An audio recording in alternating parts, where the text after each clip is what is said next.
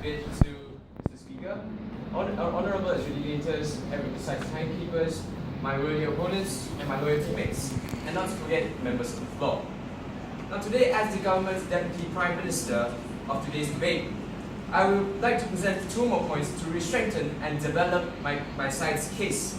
But before I start my speech, allow me to rebut the points given forth by the opposition leader. Now, Ms. Speaker, you actually have said that the contribution that they gave through the tax, the through paying tax as vagrants and vagabonds doesn't actually stand. Because tax is included in consumerism. And consumerism isn't actually the only factor in the economy.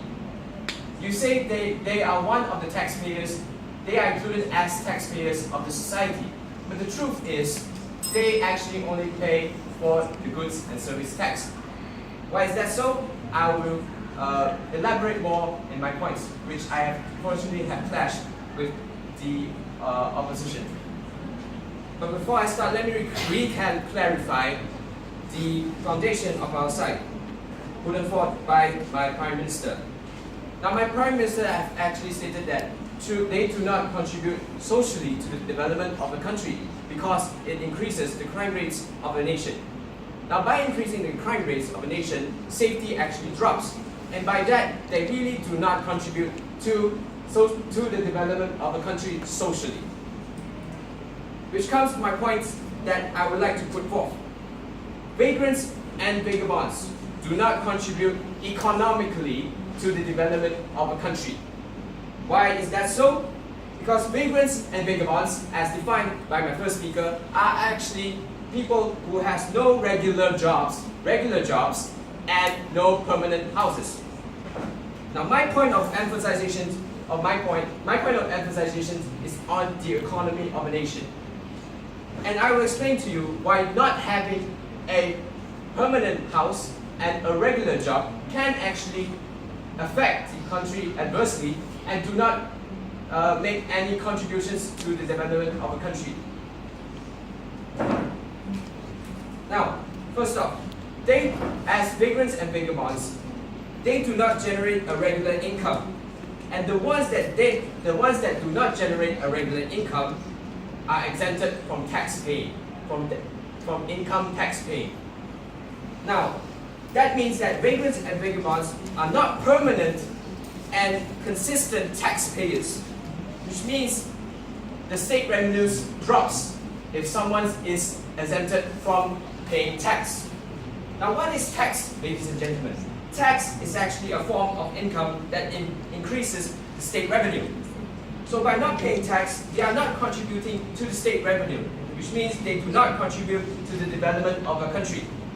Not only do they do not pay tax, they are actually using up tax money. Why is that so? Look at the shelter, healthcare, other services that the government has provided to vagrants and vagabonds. Those are all taxpayers' money, which means vagrants and vagabonds actually suck up taxpayers' money, and we have the burden of proof to prove it.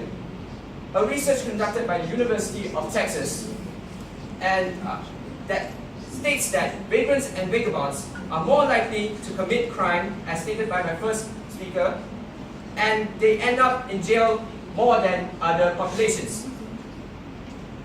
To sustain the commodities provided in jail, the nation has to fork up $15,000 per year for the vagrants and vagabonds who commit crime that end up in jail.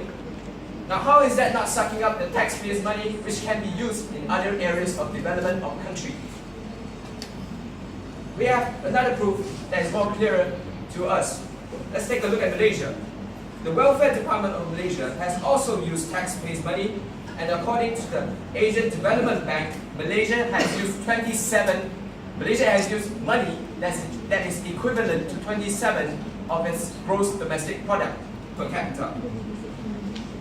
That money could be used in other areas of development than having to use it for the homeless, for the vagrants and vagabonds. Now my second point, before I move into my second point, I'd like to say that taxation does not only include GST.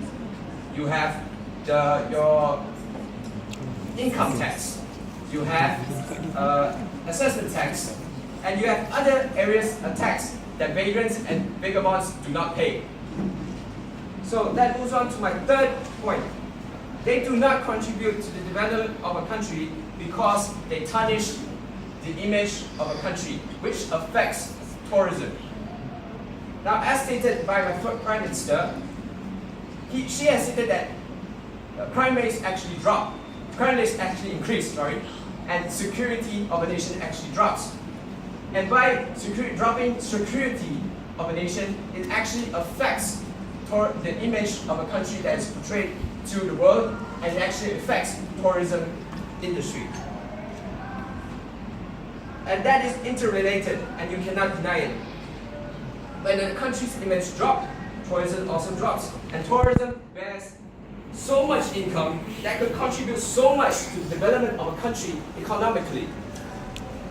We again have the burden of proof. Let's take a look at JB Central. Now, JB Central is a 5-star facility located in Johor Bahru. After taking a group of foreign tourists to JB Central, the Malaysian Tour Guide Council President Jimmy Leong has stated that the presence of vagrants and vagabonds at JB Central has actually projected an unpleasant image of not only Johor Bahru, not only Johor, but the image of Malaysia, which has caused tourists to lodge complaints and has largely affected the state's tourism industry. And by stating that they do not pay tax and actually affects the tourism industry, we as a nation has adverse effect that has been caused by the presence of vagrants and vagabonds. And through my points that have been given put forth, and the burden of proof that I have shown, I would like to rest my case on why vagrants and vagabonds do not contribute to the development of a country. Thank you.